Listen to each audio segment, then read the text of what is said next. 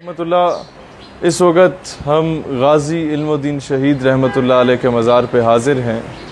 ग़ालिबन हमारी उम्र भी उतनी ही है जिस उम्र में गाज़ी इल्मुद्दीन शहीद रहमतुल्लाह अलैह को तख्त-ए-दार पे लटकाया गया था और हमेशा के लिए अमर हो चुके थे।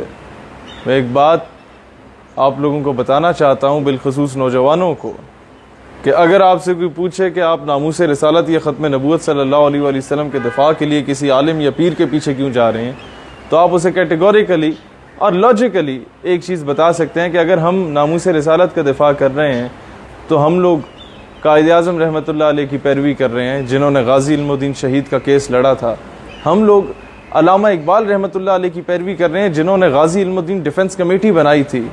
और जब कायद-ए-आज़म रहमतुल्लाह अलैह जेल में जाते हैं और कहते हैं कि इल्मुद्दीन, तुम एक मरतबा कह दो कि जब मैंने गुस्ताख को कत्ल किया तो मैं होश में नहीं था, तो मैं तमाम सबूतों और दलाइल की रोशनी में तुम्हें रिहा करवा सकता हूँ। गाज़ी इल्मुद्दीन ने तारीखी जवाब दिया कि जनाबे वाला जिंदगी चे पहला कम कीता है जड़ा होशिश रह के कीता है। और फिर कमरे अदालत में जाते हैं तो जज अंग्रेज़ था, वो कहता है कि इल्मुद्दीन, तुमने गुस्ताख को कत्ल करके कानून हाथ में लिया, तुमने तौहीन अदालत की है। इल्मुद्दीन जवाब देते हैं कि जज साहब, जब आप तौहीन अदालत बर्दाश्त नहीं कर सकते तो मुसलमान तौहीन रिसालत बर्दाश्त कैसे कर सकता है।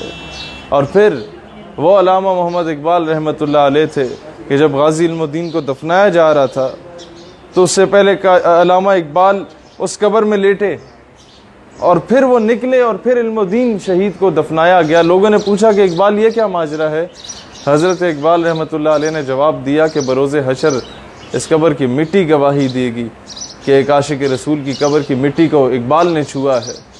और फिर उन्होंने एक तारीखी जुमला कहा कि असी गला करते रह गया तो तड़खाना दा मुंडा बाजी ले गया।